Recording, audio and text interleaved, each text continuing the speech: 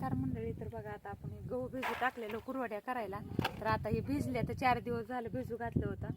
तर आता हे काढायचं आणि चिक घ्यायला चालू आहे. तर बघा हे कसं गव्हाची ह्याची कोणी कोणी वेगळ्या वेगळ्या पद्धतीने करतात, पण आम्ही काय करतो, चांगले गहू धुवायचे, खडे काढायचे आणि 4 दिवस भिजू घालायचं आणि ह्यातलं 4 दिवस पाणी बदलीत राहायचं, ओतून द्यायचं आणि दुसरं नवीन पाणी ओतून असं भिजू घालायचं. आणि असं चांगलं भिजलं ना की मग चिक घ्यायला पुन्हा मग सुरुवात करायची. तर हे असं हे बघितलं नाही किती मुरलेलं आहे. तर असा चिक घ्यायचा. तर हे आम्ही 3 डब्यात भिजू घातले. तर आता हे ह्या चाळणीत असं काढून घ्यायचं आणि मग त्यात पाणी ओतून मग चिक घ्यायला आपली मशीन पी जोडून झाली आता दळायचं. तर बघा मंडळी, आता मग ह्या मशीन पिशन लावली तर असं चिक घेतात आमच्या इकडं. तुमच्या इकडं कसं चिक घेतात काय माहिती. तर अशी मशीन लावायची, खाली पाटी ठेवायची, त्या पाटीत आधी गोडं तेल लावायचं. नाही ह्याचा कुरवड्या पापड्या करायचं म्हणलं का ना ते नको वाटतंय, पण खायला लागते, लेकरा वळायला खायला लागते, आपल्याला लागते, सणासुद्याला लागतं. त्याच्यामुळं आबदून समजून तर करावंच लागतं. अशी एक फळी असते, ह्या फळीला मशीन पॅक लावायची. ह्याला मशीन बसली की हलत नाही आणि इथं बसून असं वडायचं. पहिलं तर आम्ही बारकाली असताना ना तर आपापल्या चाळीने मापून घ्यायच्या, 3, 4, 2 काय आपापल्या हिस्साच्या असते ती, आणि मग आपापल्या पटपटा वळायचं.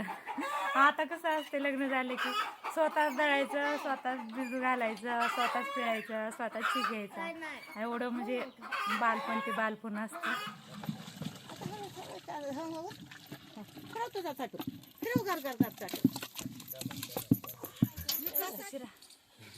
पुसून काढ, मला लय पोळत आहे ती.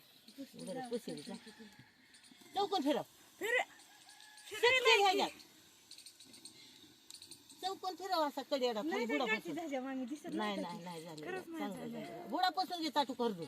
काल चिक घेतलेला भांड हटवून आता संपत आले. तर बघा असल्या कुरवड्या पांढऱ्या शुपट झाल्या. तर 2-4 दिवस चांगलं 4 दिवस चिक भिजू घातला ना की पुन्हा ते चिक घेतल्यानंतर सुद्धा आहे का ना 2-3 दिवस भिजून द्यायचं, मग पांढऱ्या शुपट कुरवड्या.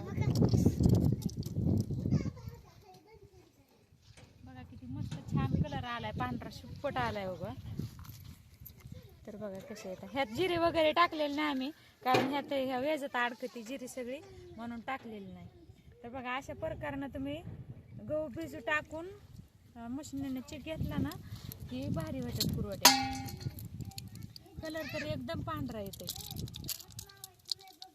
आणि एक पण गाठफीट झालेली नाही, काय नाही, एकदम नुसता मेनावणी उगा मऊ चिक झालाय उगा. आणि सगळं सामान पाणी पिणी व्यवस्थित ठेवलं नाही, पातळ होत नाही, गाठी होत नाहीत, काय सुद्धा होत नाही. तर बघा आमच्या कुरवड्या असे केलेत आम्ही.